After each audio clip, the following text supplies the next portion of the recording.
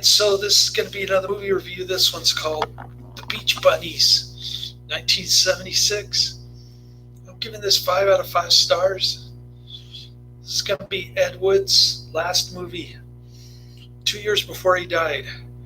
In abject poverty, after he got kicked out of his apartment, he started living with this buddy.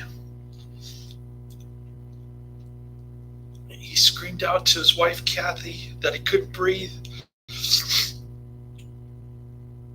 And she ignored him. Consequently, he died from heart attack in 1978.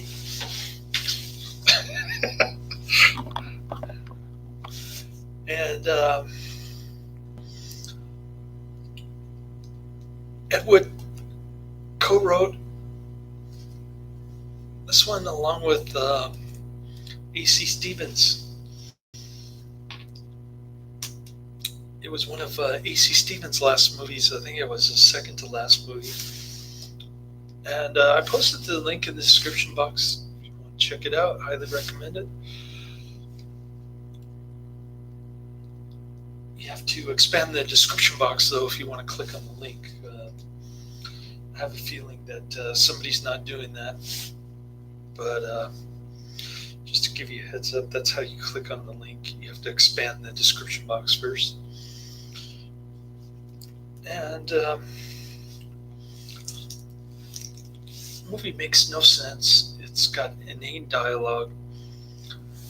In other words, it's got all the hallmark traits of an Ed Wood movie. And I loved it. It's got the groovy 70s music going. And it starts out with some kind of journalist lady yelling at her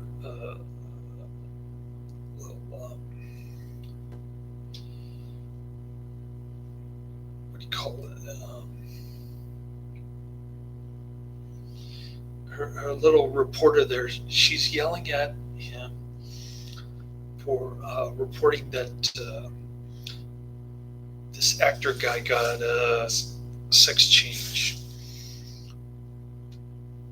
But it makes no sense because he looks like a man. He doesn't even remotely look like a woman. Before you undergo the surgery, you're supposed to be taking hormones to make you look at least somewhat more like a woman, at least in the chest area. And that wasn't happening with this guy. So the lady editor or the head cheese lady at the journalist outfit, whatever magazine or whatever, she's all mad at this guy because he didn't do his due diligence or something. He can't prove that the guy underwent some sort of transformation, even though it's quite obvious that he didn't, just by looking at him, even with his clothes on. And so for some unknown reason, she brings 4 other white gals, and she's not very attractive, by the way. But one of the other gals is kind of okay. I don't know. I'll let you judge by watching the link in the description box. But she comes up with all these harebrained ideas of finding out whether he got his dickling chopped off a little prematurely before the hormones.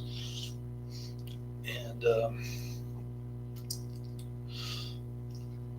so she pays the maid $50 to borrow her outfit so she can pretend to be a maid. She seduces one of the guy hotel workers to get apartment number of the alleged sex change actor, and she pays $50 to get the maid outfit. So she pretends to be a maid, but the actor's gay bodyguard agent guy throws her out when he sees her. And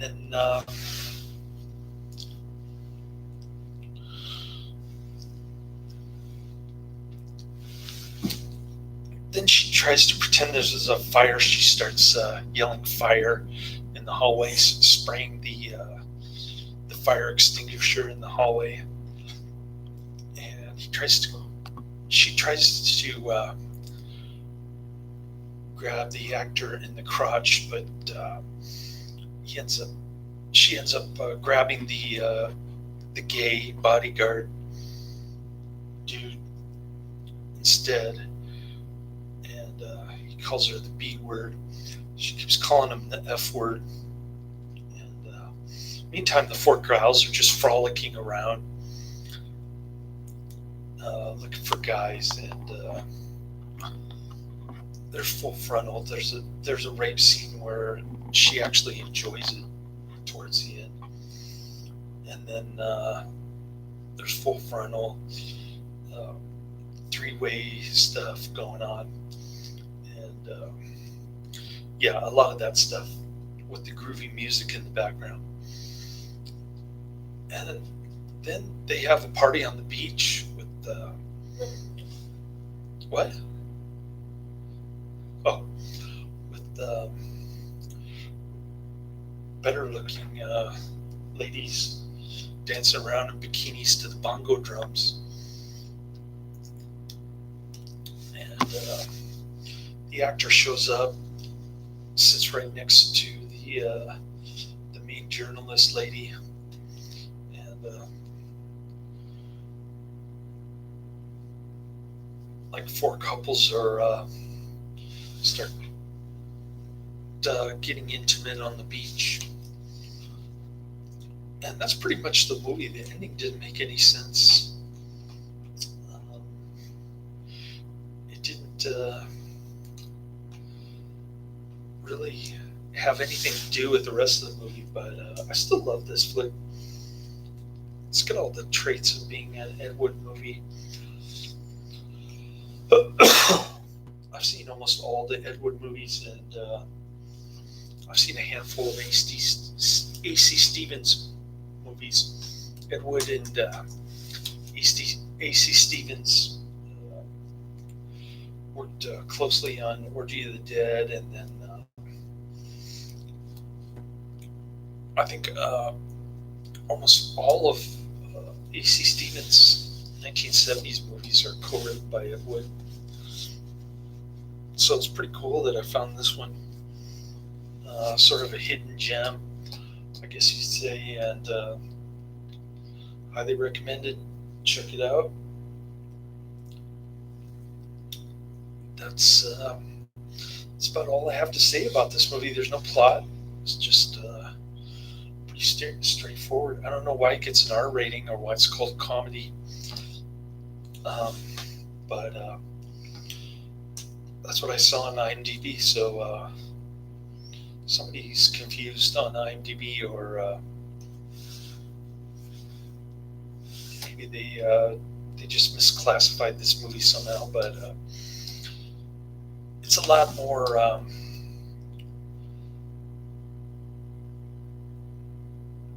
provocative than R rating. I can tell you that much. And I didn't find anything in this movie to be funny, so I didn't see how it could be a comedy. But I guess I'll let you be the judge of that, and I'm just giving you my 2 cents worth nothing after inflation. Laters.